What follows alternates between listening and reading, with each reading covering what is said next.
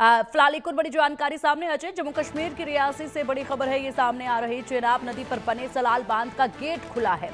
जम्मू कश्मीर में सलाल बांध का एक गेट खोला गया है। लगातार यहां पर बांध में भी जिस तरीके से हलचल देखी जा रही है, एक बार फिर से ये एक गेट खोला गया है। तस्वीरें सामने हैं। चेनाब नदी पर बने सलाल बांध का एक गेट फिलहाल खोल दिया गया है। अजय।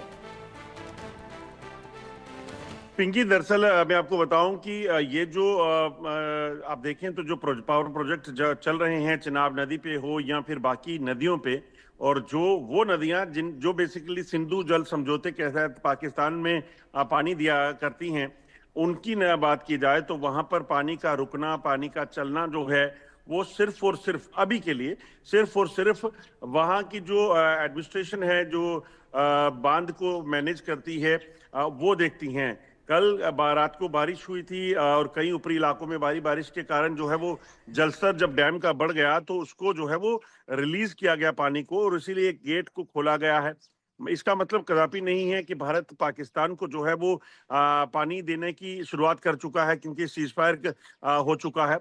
ऐसा नहीं है। आपको बता दूं कि ये पूरी मैनेजमेंट जो है वो जो प्रशासन है, एनएचपीसी है, अगर वहां पे दूसरी जगह दुलहस्ती में अलग कंपनी है, वो देखती है। उनको देखना है जितना उनको पानी चाहिए उस लेवल का पानी वहां होना चाहिए, उसके बाद उसको रोक दिया जाता है। अगर ज्यादा है तो उसे रिलीज किया जाता है। मगर सिंधु जल समझौते में जो सबसे बड़ा फैसला हुआ, जब जो उसे सस्पेंड किया गया, तो उसके पीछे की वजह यह है कि अब भारत पाकिस्तान में सीधे पानी नहीं जाने देगा। भारत चाहे तो और डैम बना सकता है, भारत चाहे तो उस पानी का रुख मोड़ सकता है। अपने जो इलाके जिनमें सिंचाई नहीं होती, जहां पर पानी की कमी है, उनका उसका इस्तेमाल हो सकता है। पहले दरअसल जो डैम यहाँ बने थे, उस पानी को डाइवर्ट नहीं करें भारत, या फिर बाकी और जगह इसको लेकर जाए, तो उसमें पाकिस्तान को लेकर संधि हुई थी। और वो संधि तब थी जब पाकिस्तान एक अच्छा मुल्क होता, जब पाकिस्तान भारत के साथ एक अच्छे रिश्ते रखता, जब पाकिस्तान भारत की शांति के साथ जो है वो रहता। मगर जब पाकिस्तान आतंकवाद चाहता है, पाकिस्तान यहाँ लोगों का लहू बहाएगा और उसके बदले में पानी की अपेक्षा रखेगा, तो ऐसा नहीं होगा। सरकार की तरफ से साफ कर दिया गया। बिल्कुल अजय, जिस तरीके से आपने बताया, और यहाँ पर ये कार्रवाई भी जारी रहेगी। ऐसे में बहुत सी कार्रवाई हैं जो लगातार जारी रहेंगी पाकिस्तान के खिलाफ। यहाँ पर जमीनी युद्ध ना सही, लेकिन आर्थिक तौर पर रीढ़ की हड्डी तोड़ने का काम भी भारत की तरफ से पाकिस्तान पर लगातार किया ही जा रहा है। जिस तरीके के प्रतिबंध लगाए गए हैं, अगर उन पर हम नजर डालें तो बड़ा खामियाजा लगातार अभी भी भुगतना होगा पाकिस्तान को। देखिए, इस वक्त जो सबसे ज्यादा अगर इस सिंधु जल संधि की बात करें तो उसका नुकसान पाकिस्तान को ये होगा कि वहां पर जो फसलें हैं उसको पानी चाहिए है लगाने के लिए। जहाँ जो फसलें लग चुकी हैं उनको पानी चाहिए। तो ऐसा बड़ा इलाका पाकिस्तान में है जहां पर ये पानी जाता था, जिससे वो सिंचाई करता था। तो ये चीजें जो है वो पाकिस्तान को देखनी है। अगर पाकिस्तान को पानी चाहिए, अगर पाकिस्तान को शांति चाहिए, अगर पाकिस्तान को मदद चाहिए, भारत तो मदद के लिए भी तैयार था पाकिस्तान को। आपको याद होगा 2005 में जब भूचाल आया था, काफी नुकसान पाकिस्तान में हुआ था, पीओके में काफी लोग मारे गए थे, तो भारत ने सबसे पहले मदद पाकिस्तान को पहुंचाई थी। पाकिस्तान को तमाम मौकों पर तमाम मौके दिए गए हैं ऐसे जब इमरजेंसीज हुई हैं, मगर पाकिस्तान ने उसके बदले में क्या किया?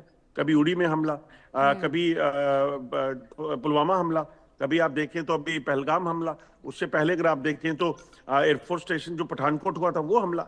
तो आप कभी उस रिश्तों को लेकर चलना नहीं चाहे। आपने कभी इस चीज को कोशिश नहीं की कि आप एक बेहतर पड़ोसी होने का कोई वो कर सकें।